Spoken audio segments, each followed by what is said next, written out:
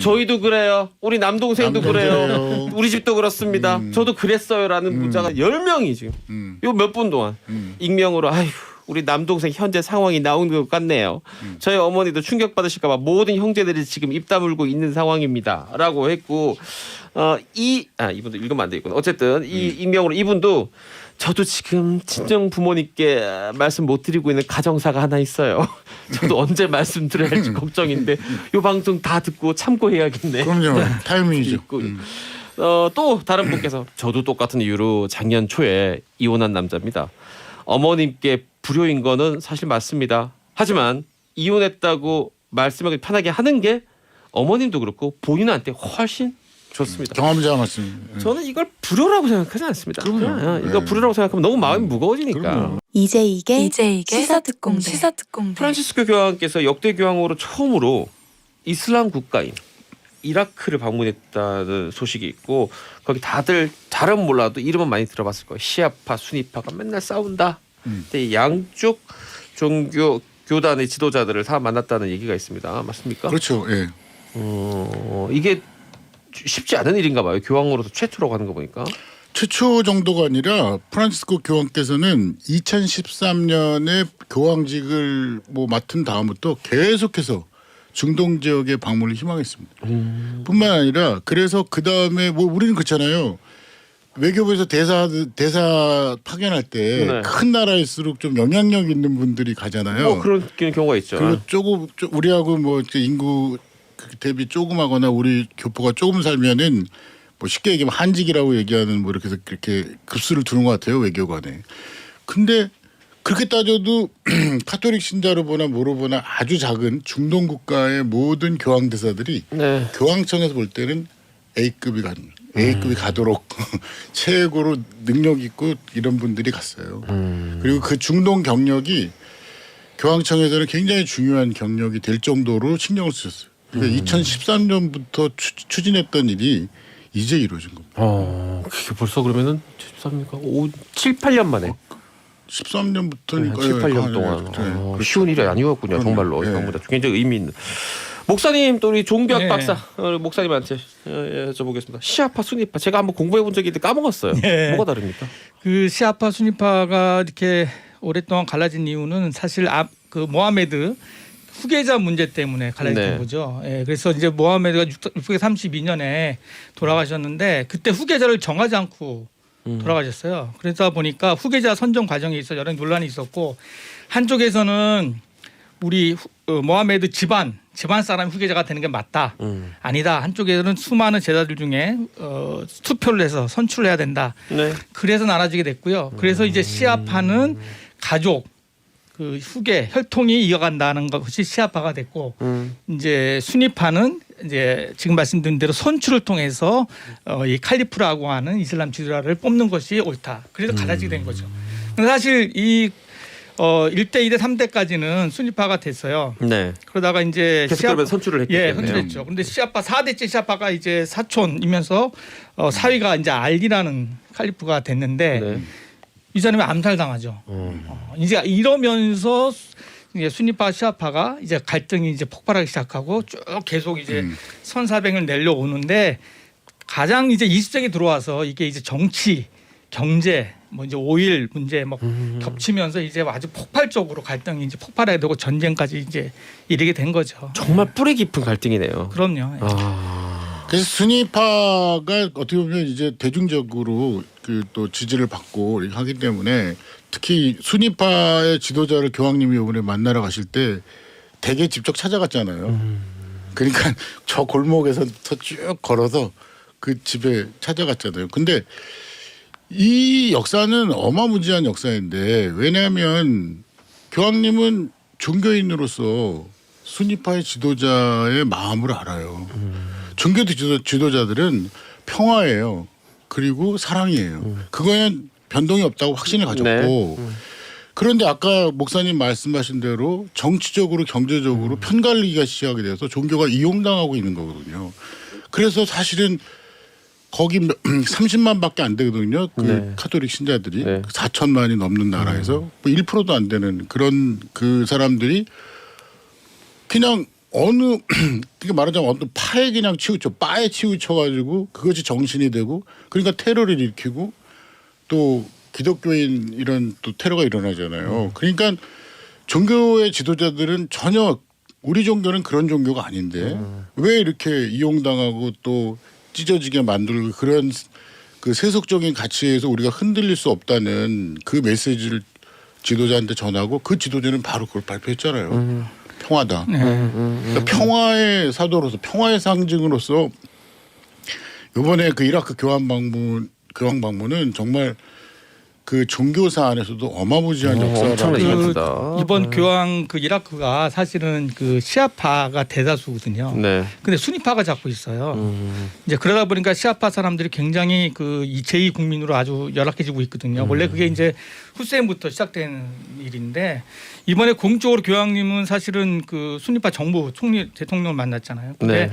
비공식적으로 시아파 지도자를 또 만납니다. 강력한 야당 지도자를 만나죠. 그래서 사실은 이게 그 공식적인 방문 이외에도 보이지 않는 그 아주 그 교황님의 그 평화를 위한 그 노력이 돋보이는 그런 사건이죠. 보통 같아서는 못 만나거든요. 근데 수니파 지역 시아파 다 동시에 만나는 그런 사건을 부디 좀 하는 평화적인 거죠. 국면을 이끌어내는데 또 저 바라건대 이제 다시 이렇게 싸우지 않기 위한 어떤 쐐기를 박는 그런 방문이었으면 좋겠다. 그리고 이제 종교 지도자의 그 행동을 통해서 많은 사람들이 이렇게까지 우리가 극단적으로 기독교인들을 박해할 이유가 없구나 이런 생각은 단지 기독교를 박해하지 않는 데만 있는 게 아니라 우리 종교가 원천적으로 평화를 추구하는데 왜 우리가 이렇게 평화를 깨는 일이 이루어졌는가에 대한 깊은 그 사고와 성찰이 생길 것 같습니다. 그렇겠네요. 1%도 안 되는 어떻게 보면 그렇죠. 소수 중에 소수인 네, 이 네. 종교인들을 더 이상 우리가 좀 내버려 둬야겠다. 이들의 종교를 허락하고. 참 이게 저도 처음에 이제 중동에 계신 분들 만나면서 처음에는 이제 사실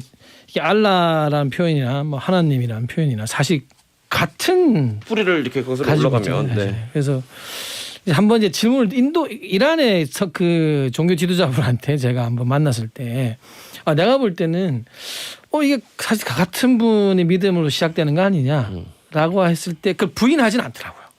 네, 그 이란 그 종교 지도자분이 부인하지는 않지만 지금의 또 그 말씀의 뒤에 이제 붙는 부분들은 그렇지만 본인들이 더 이제 하나님의 그 말씀을 더 순일하게 따르고 있는 사람들임을 굉장히 강조를 하시더라고요, 보니까. 근데 이제 이런 종교 지도자분들의 만남이라는 게 사실은 이게 그 진짜 그 종교를 믿는 대다수에 미치는 영향력은 특히 종교는 굉장히 크거든요. 잘 따라가죠. 예, 굉장히 지도자를. 크거든요, 예. 진짜. 그래서 정말 한 걸음 떼시기가 굉장히 어려우셨을 건데 네. 그래도 이런 모습을 보여줘야지만이 그 한 걸음이 진짜 수천만 원 살릴 수도 있는 걸음이 되기 때문에 아마 그래요. 대부분의 그 이라크 저 사람들은 그 가톨릭 또는 크리스찬 기독교가 같은 믿음의 한 믿음의 조상을 놓고 이제 아브라함ik 종교라 그러잖아요. 한 믿음의 조상을 가지고 신앙생활한다는 걸 잘 인지를 못하고 있어요. 완전히 다른 종교라 생각하는 경우가 많습니다. 네, 그래도 이번에 아브라함의 고향이라고 알려진 그곳에 방문하신 이유도 우르르 갔죠. 우리가 같은 아브라함 할아버지의 손자 아니냐 뭐 이런 이야기를 강조하고 계속 평화를 계속 강조했죠. 그래서 저는 정말 우리 조직의 짱 중에 짱이신데 너무 자랑스러워요. 그리고 한편으로는 그 굉장히 역대 저렴한 느낌의 표현. 네. 역대 짱인데, 우리 교황님들 조직에. 중에서 2000년 만에 처음 일어난 일이잖아요. 네. 이 일이. 그리고 저는 이 프란시스코 교황님의 행보가 이렇게 평화가 없는 가장 평화가 없다고 생각되는 상징적인 중동을 가신 것처럼 이제 분단의 마지막 지역인 평양 방문이 유일하게 이제 끝내시기 전에 교황직을 끝내기 전에 마지막 희망이 아닌가 희망사항이 될 거라는 그런 것을 요번에 교황님의 행보에서 봤습니다. 그래요. 또 교황님마다 다 또 성격도 다르고 이 또 스타일적으로 태도가 다른데 이 프란치스코 교황이 북한에 꼭 갔으면 좋겠다. 방문해 주셨으면 좋겠다는 생각이 듭니다. 저는 2013년 즉위부터 쭉 중동 생각하셨던 것처럼 그때 이미 평양을 생각하시지 않았었을까 지금 그런 생각하고 생각합니다. 계실 것 같다. 네. 그래요. 아까 우리 스님께서 지금 내가 도저히 마음이 편할 수가 없다라고 하셨는데 이 뭐 불교계에 있는 이 종교인들, 스님들 외에 신도들 또는 그 신도들뿐만이 아니라 사실 절이라는 곳이 종교와 상관없이 우리가 그 어떤 세월을 느끼고 종교의 향을 맡는 그런 또 장소잖아요. 그런데 이번에 참 내장사에서 불이 나가지고 대웅전이 전소가 됐습니다. 불을 낸 거죠, 누군가가. 방화를 저지른 수행 승려와 이 사찰 사이의 갈등이 있었다는데 보면서 참 참담하셨겠어요, 선생님. 기본적으로 일단은 저는 그날 저녁은 이제 바로 알지는 못했었어요. 알지 못하고 이제 나중에 이제 저녁쯤에 이제 문자가 왔더라고요. 문자가 왔는데 처음에는 뭐 이해가 안 됐어요. 처음에 이해가 안 되고 시우스 이제 들어보니까는 뭐 거의 전소되는 장면으로 아유, 처참하더라고요, 장면이. 뭐 황망하고 참담함은 이런 말할 수가 없죠. 그래서 저도 그 다음날 법회 온라인 법회를 하면서 기본적으로 스님으로서 부처님 도량을 지키지 못한 책임에 대해서는 되게 참회를 한다. 너무 안타까운 일이다. 그리고 굉장히 참 황망하다는 표현이라는 게 한 번도 생각도 해보지도 못했고 그리고 또 더군다나 또 이 방화를 한 당본인 자체가 예, 사실 이제 정식 스님은 아니고 네. 이제 보통 이제 한 5년 정도를 걸치고 이제 갈마를 통해서 비구기를 받아야 정식 승려가 되는데 네. 이제 그 전 단계죠. 사실은 이제 그래서 뭐 겨울에 동안거 맞이해서 그냥 기도하러 오겠다고 해서 왔던 정도의 이제 예비생인데 그러니까 사실은 뭐 이게 어떤 뭐 안에 다툼이 있었냐 이런 거 왜냐하면 이게 다툼이라는 것도 사실 있을 수도 없는 게 소임자가 아니에요.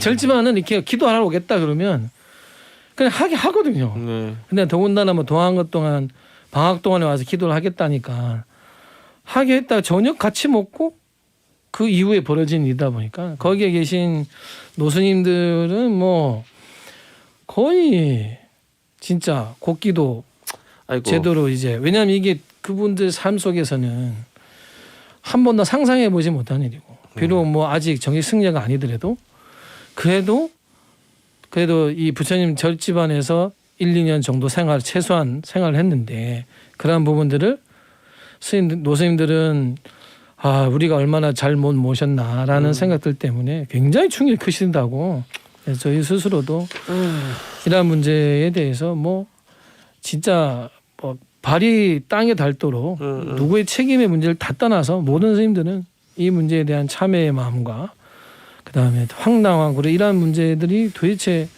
예배생 그 정식 승려가 되기 전의 과정이라도 더 철저하게 이렇게 이 점검을 해야 되지 않냐 하는 목소리들이 굉장히 크죠. 그리고 사실은 뭐 다들 지금은 황망하죠. 상상을 해본 적이 그런 없으니까. 생각도 해봐요, 스님. 이게 어떤 그 누군가의 잘못으로 인한 일, 그러니까 이 불을 지른 사람 한 명의 잘못이지 이걸 뭐 시스템적으로 이 사람을 막고 아니, 이게 가능한 일인가 싶은 생각이 이제 들거든요. 그것 때문에 막 목소리 들리는 게 이제 앞으로 스님들이 기도하러 들어오는 스님들에 대해서도 그러니까요. 이제는 좀 오히려 다 받지 말아야겠다 이런 목소리 나오는데 그거는 저는 뭐 좋지 않다고 생각하지만 네네네네. 이거는 그래도 돌아봐서 무엇인가 허점이 있었다라면 더 해야 되는 것이고 그리고 일단은 이 개인에 대해서는 아이고 이거는 뭐 종교적으로도 그렇고 범죄죠. 네, 이거는 명백한 뭐 범죄입니다. 이걸 전제할 수 있는 내용들이 아니다 보니까 그래서 네. 이거 있을 딱 수 볼 때 없죠. 사실 저는 목사님. 대웅전이 불났다 그래가지고 저는 앞에 기사를 잘 못 보고 야 이것도 개신교 어떤 또 아이고, 미치진자 또 이것도 개신교에 일난 우리도- 거 아니요? 사실 제 눈을 의심했죠. 근데 이제 보통 승려가. 이제 기사들은 그냥 지금 스님께서 설명하신 거 다 이렇게 거두절미하고 네. 그냥 스님 그러잖아요. 네.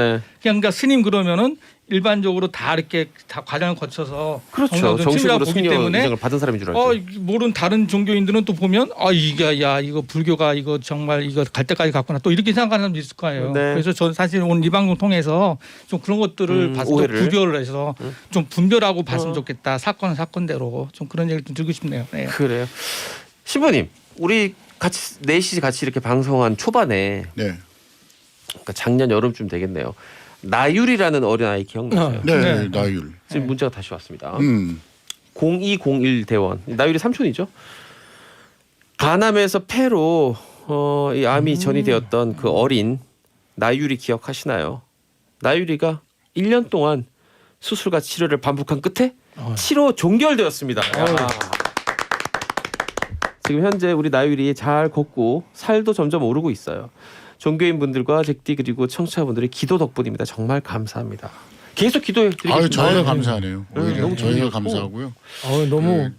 너무 진짜 마음을 너무 한 번에 환하게 밝혀주는 것 같아서. 그때 굉장히 절박하게 우리가 기도 요청했잖아요. 네. 그리고 두 번이나 그 다음 주에도 또 이제 맞아요. 그래서 우리가 굉장히 굉장히 좋은 소식이네요. 네. 기분이 다 좋네요. 이게 안 좋은 뉴스들이 상당히 뭐 요즘 많은데 이 어린 생명이 잘 크는 것을 바라볼 때만큼 우리가 안심이 될 때가 없습니다. 우리 나율이 아저씨도 계속 나이를 위해서 기도하고 나중에 좀 더 나이 먹고 커서 직접 만나볼 수 있는 날이 또 왔으면 좋겠습니다. 그러게요. 코로나도 없어지면서 네, 방송 정말. 놀러도 오고 하면 급 보고 싶네요. 네 제가 또 아이 재밌게 해준데 또 일가견이 있어요. 목사님 오늘 노래 하나 갖고 오셨네요. 네, Why Don't We Be의 노래인데요. 그냥 그 뭐 둘 연인들의 가사긴 하지만 그냥 뭐 원래 직역하면 그냥 우리 어때? 뭐 우리 좀 더 어때? 우리 어때? 좀 당당하게 좀 우리 어때? 좋잖아. 뭐 그런 의미로 좀 또 들어보고 싶었습니다. 그래요. 사랑 노래기도 하지만 또 우리 또 좋잖아. Why Don't We B 노래 듣고요. 이제 스타트 공대 4부로 넘어갑니다.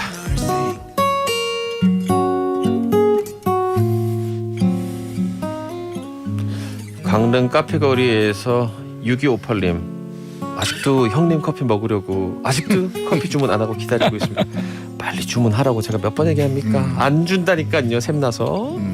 자, 이 시간은 삶의 고민거리에 종교인들의 조언 그리고 평소 놓치고 살아가는 인생의 진리, 지혜의 말씀 이런 것들을 함께 들어보는 시간입니다. 샵 버튼 누르시고요.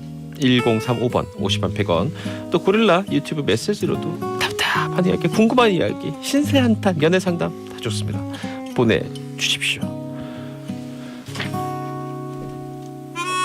오늘 사연입니다. 아들 하나 딸 하나 키우고 있는 40대 후반 가장입니다. 애들 엄마는 저보다 9살 어린데요. 23살 어린 나이에 시집을 왔어요. 아내한테는 제가 첫사랑이죠. 자긴 아니란 얘기 같죠? 그래요. 고생 안 시키고 행복하게 해주고 싶었지만 뭐 먹고 사느라고 힘들다 보니 싸우기도 싸우고 늘 아슬아슬하게 결혼 생활 유지해왔습니다. 아이들 크면서 저 혼자 벌어서는 안 될 것 같아서 아내가 아르바이트를 나가기 시작했습니다. 제대로 사회생활 해본 적 없는 사람인데 험한 일 시키는 것 같아서 많이 미안했지만 그래도 아내가 재밌어 하더라고요. 그러다가 점점 아내의 귀가 시간이 늦어지고 슬쩍 장르가 바뀐 느낌입니다. 가끔 아내가 술에 취해 들어오고 제가 술을 안 하는 사람이라 애들 엄마가 술에 취해 들어오는 모습이 정말 보기 싫더라고요. 하지만 화낸 적은 없습니다. 그냥 적당히 좀 마셔 이 정도 얘기를 했죠. 결론부터 말씀드리자면 작년 초에 이혼했습니다. 남자가 생겼더라고요. 이분 딴 건 모르겠지만 글 쓰는 재주가 있으신 분이 확 들어오는 그래서 작법이 소설 가시니까 아시네. 훅 들어오네요. 아이들에게는 얘들아 엄마 아빠가 헤어지게 됐어 라고 했더니 두 녀석 모두 그럼 나 아빠랑 살 거야 이러더라고요. 와이프가 자기 딴에는 감추려고 했고 저도 그랬는데 애들이 엄마의 비밀을 다 알고 있었나 봐요. 결국 아내만 짐을 싸서 처가로 간 상태입니다. 고맙게도 아이들은 저랑 잘 지내고 있습니다. 큰 녀석이 자기 여동생 케어도 잘해주고 집안일도 곧잘 하더라고요. 문제는 혼자 살고 있는 어머니입니다. 집안에 아들이 저 혼자뿐이에요. 그래서 어머니가 제 걱정 많이 하시는데 차마 애들 엄마한테 남자가 생겨서 이혼했다는 말을 못 꺼내겠습니다. 작년 설, 추석 그리고 올해 설까지 쭉 며느리가 연락도 없고 얼굴도 안 비추니 아유 애들 엄마는 왜 안 오냐? 왜 얘가 내 전화는 안 받아? 이렇게 하시는데 그때마다 대충 둘러대긴 했지만 계속 이렇게 어머니를 속여야 하는 건지 답답합니다. 제 여동생 둘 그러니까 애들 고모들은 다 알고 있어요. 하지만 너들 좀 당분간 모른 척 해줘라 라고 했습니다. 얘기를 하더라도 제가 엄마한테 얘기하는 게 맞겠죠. 아이들한테도 너희 저 엄마 얘기 할머니한테는 얘기하지 마 이렇게 당부해놨고요. 어머니가 받으실 충격 그리고 또 하나 제가 이혼한 사실을 알면 어머니가 저희 집에 와서 살림을 해줄 게 뻔하거든요. 이미 어머니 나이가 많으시고 아버지가 돌아가신 이후에 운동도 열심히 하시고 친구분들 만난 낙으로 여생을 보내시는데 그런 어머니 일상을 뺏고 싶지 않습니다. 제가 돈벌이가 변변치 못해서 용돈도 못 드리는데 아들 살림까지 또 그 연세에 하게 만들고 싶지는 않습니다. 어쩌면 이미 어렴풋이 짐작하고 계실지도 모릅니다. 그래서인지 전화도 요즘은 자주 안 하시더라고요. 사연 읽기 힘드네요. 주변에서는 그럽니다. 끝까지 얘기하지 마. 끝까지 둘러대. 혼자 된 아들 걱정하면서 여생을 보내시는 것보다 언젠가 쟤들 사이 좋아지겠지. 언젠가 우리 며느리 연락하겠지. 희망이라도 갖고 사시는 게 낫다라는 얘기도 합니다. 답답합니다. 모든 부모 마음이라는 것이 자식이 호강은 못 시켜줘도 결혼해서 지들끼리라도 잘 살면 그걸로도 만족들 해주신다는데 저는 어머니한테 그것마저도 못 해드렸네요. 종종 퇴근길에 어머니 생각하면 울컥합니다. 계속 이렇게 어머니를 속이면서 살아야 하는 건지 아무리 생각해도 뭐가 정답인지 모르겠습니다.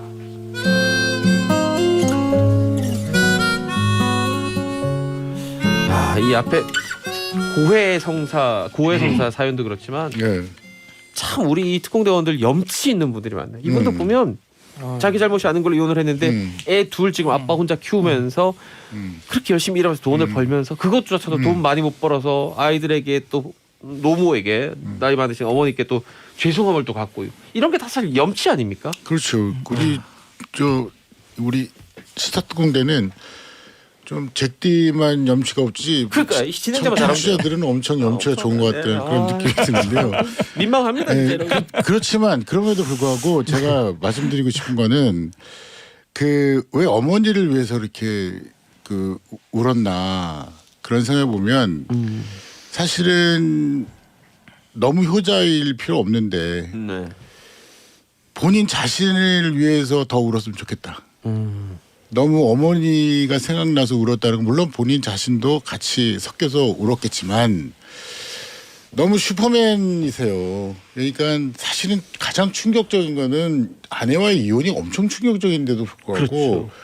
이 글 안에서 보면은 나름 애써서 다 정리를 하세요. 그 부분을 다 정리를 하고 오히려 어머니가 걱정이다라는 이런 사연을 들으면서 이분은 너무 착하세요. 너무 염치가 지나쳐서 본인이 감내할 수 없을 정도로 혼자 너무 감내하신다. 그런 생각이 들어서 어머니를 미리 걱정하지 마시고 사실은 어머니하고도 이런 이야기를 나눌 수 있을 정도가 돼서 자기의 무게를 좀 더는 사람이 되어야지 어머니가 걱정하고 너무 힘들어할까 봐 아예 그것마저도 소통을 안 하시겠다고 생각하는 것보다는 그래서 사실은 이런 성격을 또 이런 품성을 가지고 계신 분들이 착하긴 한데 자기 자신만이 모든 걸 해결하려고 하면은 그 무게가 너무 크다. 그래서 어쩌면은 아내하고 소통해서도 너무 혼자 다 하려고 하다가 이렇게 또 거슬러 올라가면 그런 상황도 발생하지 않았을까 싶고 또 그다음에 어머니 관계 속으로 너무 슈퍼맨으로 사지 마시고 가장 나약한 인간으로 살았으면 어떤가. 그래서 오히려 저는 어머니에게 정말 저 힘들어요. 어렵습니다. 이런 것 때문에 어렵습니다. 뭐 그 정도까지 다 하지는 않더라도 차근차근 이웃에게나 누구에게나 또 자녀에게도 아빠도 아프다. 어머니 아들도 아픕니다. 이런 이야기를 나눌 수 있었으면 어떨까 그런 생각합니다. 끄덕여지는 말씀이고 지금 들으면서 많은 청취자들이 또 극히 공감한다.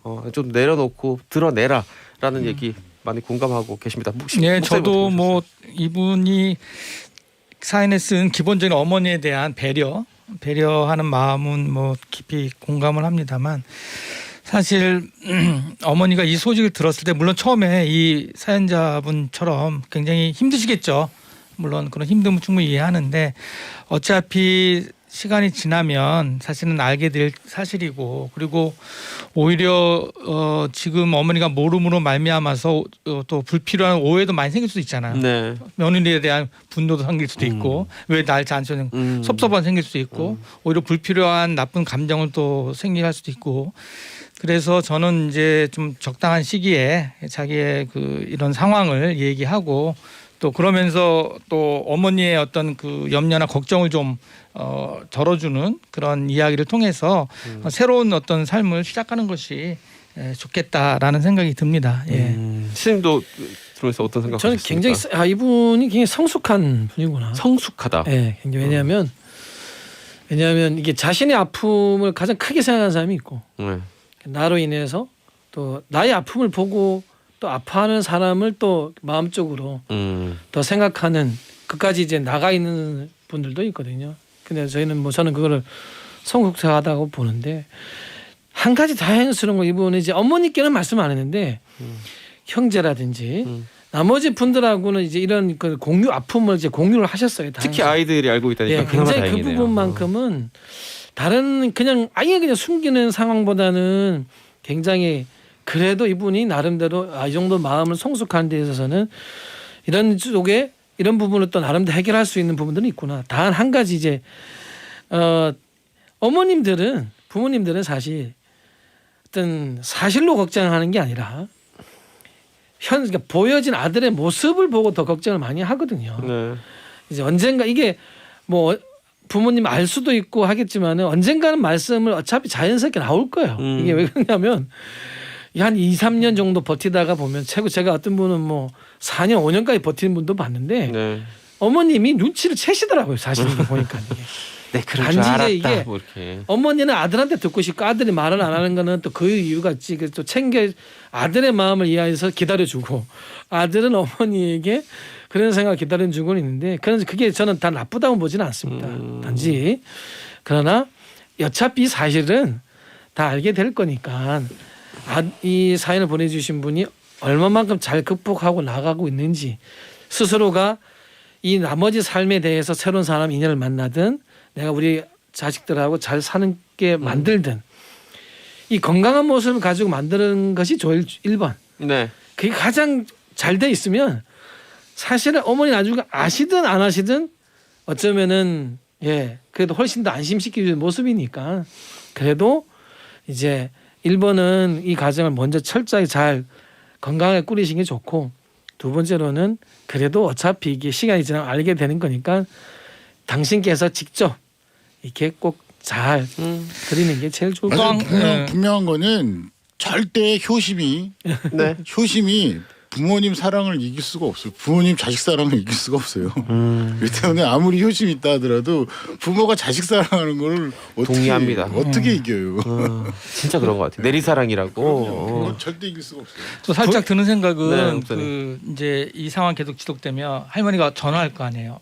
그러니까 물론 이제 아들한테 전화하겠지만 애들하고 통화할 수가 있을 거예요. 네, 소자 그렇죠. 손녀들하고. 그러면 야 엄마 어디 갔냐부터 시작해서 그럼 애들이 본의 아니게 아버지가 할머니한테 얘기하지 말라고 그랬다. 그러면 본의 아니게 아이들의 또 갈등도 생길 수 있어요. 네. 그래서 저는 이제 요 시간 좀 이제까지 왔으니까 이거 풀어주면서 아이들도 이참에 좀 더 할머니 사랑을 더 받고 좀 더 가까이 지낼 수 있는 계기가 되고 그래서 너무 어머니 걱정에 보다는 어머니는 오히려 또 이런 상황에서 더 큰 사랑을 보여줄 수 있는 기회가 될 수도 있잖아요. 그래서 그만 오히려- 미안했으면 좋겠어요. 예, 정말. 그리고 이게 염치가 참. 어머님이 오해하실 수도 나중에 이제 이게 아들은 나중에 극복하고 있는 과정인데 네.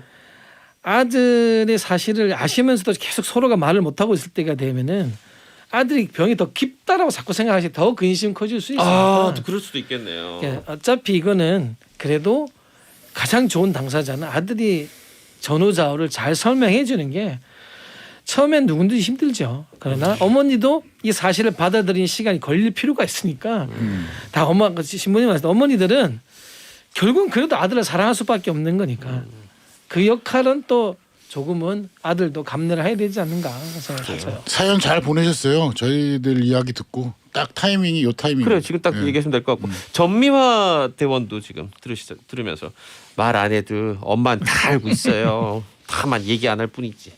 엄마가 이런 얘기하면 너무 무섭죠. 어디까지 알고 있는데? 아니 그럼 작년 4월에 그 일도 엄마가 알면서 얘기하는 거야? 이런 생각이 들고 지금 이걸 아셨으면 좋겠어요. 우리 이제 익명으로 오신 이 사연 보내신 아버지 이 남편분이 나만 이렇게 살고 있는 게 아니라는 거예요. 일상 다반사로 지금 이 사연 읽고 난 다음에 정확히 6분 42초 만에 저희도 그래요. 우리 남동생도 그래요. 우리 집도 그렇습니다. 저도 그랬어요라는 문자가 10명이 지금 요 몇 분 동안 익명으로 우리 남동생 현재 상황이 나오는 것 같네요. 저희 어머니도 충격받으실까봐 모든 형제들이 지금 입 다물고 있는 상황입니다.라고 했고 이분도 읽으면 안 되겠구나. 어쨌든 이 익명으로 이분도 저도 지금 친정 부모님께 말씀 못 드리고 있는 가정사가 하나 있어요. 저도 언제 말씀드려야 할지 걱정인데 요 방송 다 듣고 참고해야겠네. 그럼요. 타이밍이죠. 있고. 또 다른 분께서 저도 똑같은 이유로 작년 초에 이혼한 남자입니다. 어머님께 불효인 거는 사실 맞습니다. 하지만 이혼했다고 말씀하기 편하게 하는 게 어머님도 그렇고 본인한테 훨씬 좋습니다. 경험자 말씀. 저는 이걸 불효라고 생각하지 않습니다. 그럼요. 이거 네. 불효라고 생각하면 너무 마음이 무거워지니까. 그럼요. 물론 속상한 일이긴 하죠. 그럼요. 부모 입장에서는 그냥 뭐 결혼할 때 또 일가 친척 다 오고 해서 또 알렸을 거 아닙니까? 민망하기도 하고 안타깝기도 하고 그냥 계속 잘 살면 얼마나 좋을까라는 생각이 들지만 불효자는 거 아니에요. 자기 선택이고 더 안 좋은 것을 피해 조금이라도 더 나은 행복을 추구하고 있는 거기 때문에 이 남편분 불효했다고 내가 잘못했다 이렇게 생각하지 말았으면 좋겠어요. 최선영님도 모르고 있던 어머니가 나중에 더 힘들 것 같아요. 시간이 지나면 나중에 죄 지은 것도 아닌데 뭐 툭툭 털고 봄을 맞이하세요. 이분도 시인이다. 봄을 맞이하라는 걸. 프라하에도 봄이 왔잖아요. 그러니까요. 아니 시사통도 청취자들은 너무 괜찮은 분들이 많은 것 같아요. 아 저희는 사실은 프로그램 제목 지금 바꾸려고 그러는 염치 특공대로. 이 대한민국에 사라진 염치를 우리라도 먼저 찾아보자. 그러면 저기 그 잭디부터 회개해야 되는 거 아니에요? 저는 이제 저 개선 불가능하기 때문에 바꿔야죠. 진행자를 염치가 있는 진행자로. 카카오 채널로 앙큼님께서 부모님이란 말이에요. 자식이 이혼을 안 해도 걱정, 잘 살아도 걱정, 못 살아도 걱정. 그게 부모의 마음인 것 같아요.라고. 이 사실 그래요. 맨날 부모들이 제일 신경 쓰는 게 애들 공부하고 성적 이런 거잖아요. 그럼 아유 애가 집에서 공부 잘하면 저 부모는 하나도 걱정이 없겠다 싶지만 전교 1등하는 부모님도 똑같이 걱정해요. 아니 신부님 부모님도 걱정해요. 스님 어머님도 신부만 걱정하시고. 잠깐만 자식이 신부가 되는 부모님 걱정한다고? 네, 신부만 되면 모든 게 다 된 거로 생각했는데 혹시 무슨 스캔들 생길까 뭐 할까 뭐. 신부님은 어떻게 하셨길래 도대체? 저희 어머님도 예? 문자를 가끔 이제 보내시는데 제가 이제 답을 드릴게요. 어머님 건강을 챙기세요 하지만 항상 지금 문자를 보내세요. 저희 어머님은 아이고 스님 이제 나오시면 안 된다. 혹시나 나오실까 봐 걱정하시는데. 자 들으셨죠? 부모님들은 다 이렇습니다. 그러니까 내가 뭘 특별히 잘못해서 불효하고 있다 이런 생각하지 마시고 편하게 기대하고 싶을 때는 기대세요 그냥. 자 오늘 아까 목사님께서 깜짝 놀랄 만한 최신곡을 또 신청해 주셔서 놀랐는데 제가 오늘 마지막 곡은 신부님 신청곡으로 들어볼까요? 무슨 노래 골랐습니까? 이승철의 My Love. 마일라. 이게 사실은 뭐 내 사랑이라기보다는 이렇게 서로 따뜻하게 안아주는 내용의 그런 노래입니다. 그래요 알겠습니다. 이승철 노래 오랜만에 들으면서 세 분 보내드리고 다음 주에 뵙도록 하겠습니다. 고맙습니다. 감사합니다. 감사합니다.